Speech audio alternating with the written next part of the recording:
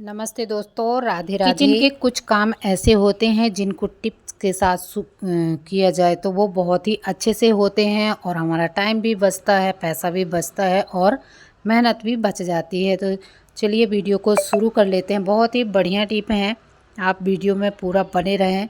जो घी होता है या फिर तेल होता है, जिस भी डिब्बे में रखा रहता है, चाहे प्लास्टिक का हो चाहे स्टील का हो, वो थोड़ा बहुत गिर ही जाता है, रिश्ता रहता है, जिसकी वजह से डिब्बा एकदम चिपचिपा हो जाता है।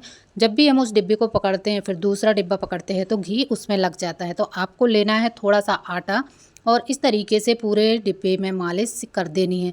तो इसमें जितनी भी चिकनाई है वो सारी आटे के साथ छूट जाएगी और हमारा डिब्बा है जो ऑयल फ्री हो जाएगा, चिपचिपी बिल्कुल भी नहीं रहेगी। अगर इसको हम पानी से साफ़ करते हैं, साबुन से साफ़ करते हैं तो काफ़ी सारा साबुन चला जाता है और डिब्बा उतने अच्छे से क्लीन नहीं होता है। इसको ये घी के जो तेल के होते हैं इनको गर्म पानी से किया जाए तभी ये अच्छे से साफ़ होते हैं।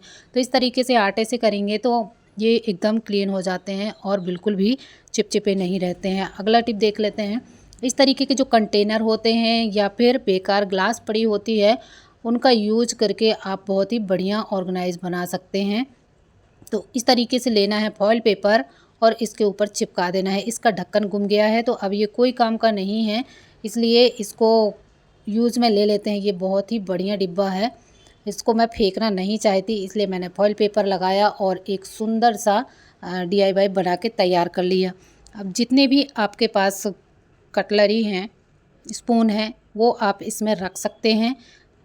बहुत ही आसानी से रखी रहती हैं और ये डिब्बे की पैंदी ऐसी है कि बिल्कुल भी उसमें कितनी भी कटलरी स्पून रख दी जाए वो गिरने वाला बिल्कुल भी नहीं है।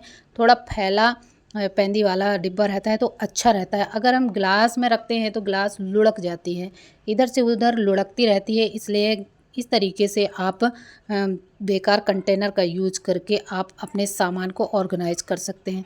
बहुत ही बढ़िया तरीके से ऑर्गेनाइज हो जाते हैं और हमारे कंटेनर भी यूज़ में आ जाते हैं। देख लेते हैं अगला टिप। इस तरीके की कटोरी है, हम कहीं बाहर जा रहे हैं या फिर हमको घर में ही पेंट वगैरह करने के लिए कटोरी चाहिए, क्योंकि स्टील की कटोरी लेते हैं वो ख़राब हो जाती हैं या जो भी कटोरी लेते हैं वो ख़राब हो जाती हैं। तो आप इस तरीके से फॉइल पेपर लेना है और कटोरी इसको मोड़ लेना है। पहले अपने कटोरी के साइज़ का बना लेना है और फिर कटोरी के ऊपर इसको रखना है।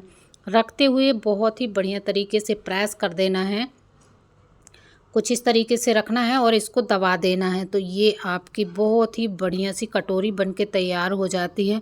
और ऐसा नहीं है कि ये कटोरी जल्दी से फट जाएगी, बिल्कुल भी नहीं फटती है, क्योंकि हमने इसको 2 लेयर में बनाया है।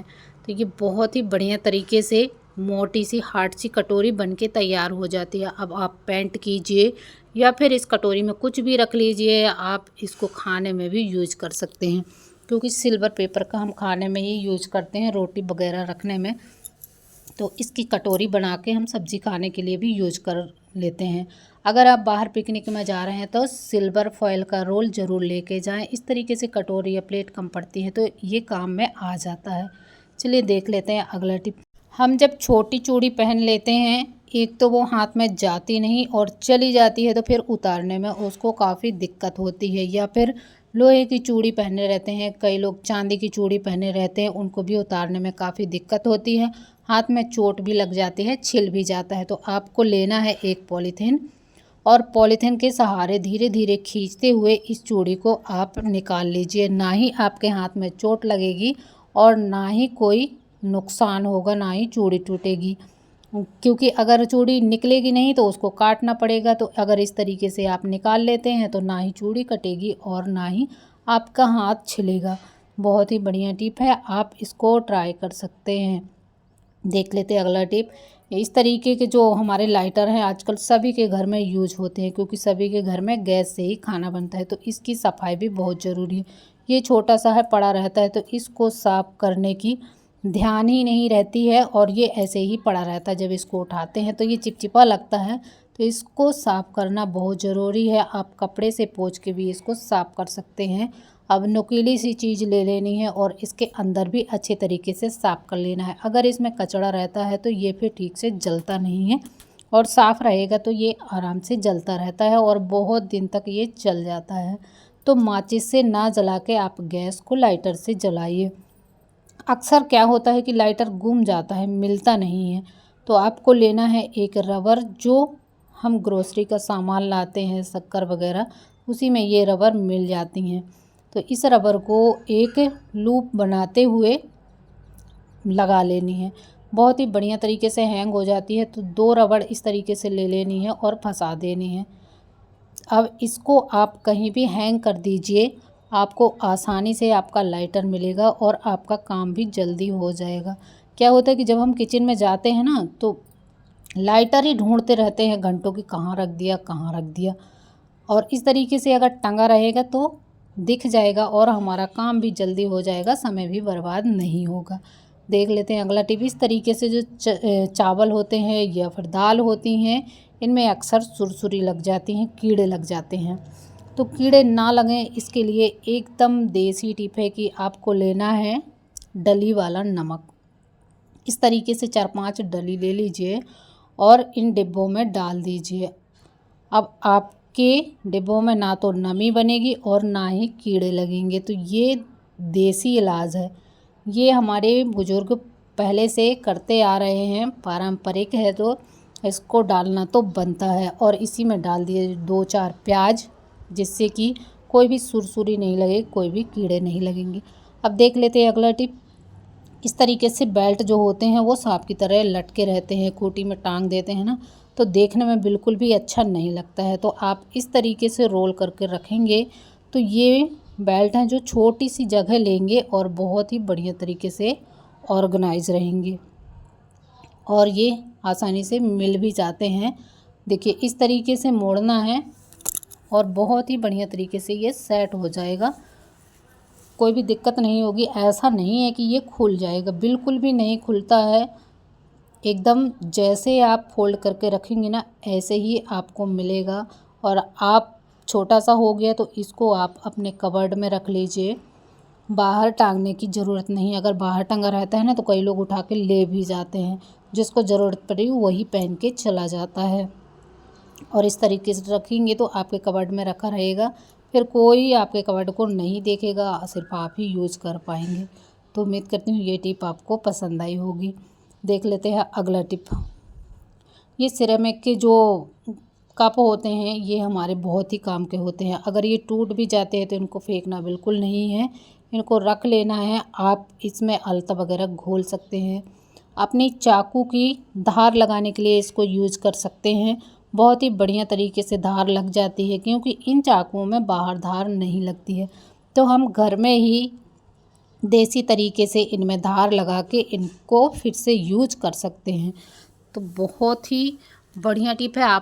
आपकी भी चाकू ख़राब हो गई है तो इस तरीके से आप घर पे धार लगा सकते हैं। चलिए देख लेते हैं अगला टिप। जब भी आप कोई सब्ज़ी बनाते हैं ना, आपके बच्चे टमाटर के छिलके बिल्कुल भी पसंद नहीं करते। वो छिलके देखते ही खाने के लिए बैठते ही नहीं, मना कर देते हैं देखते ही।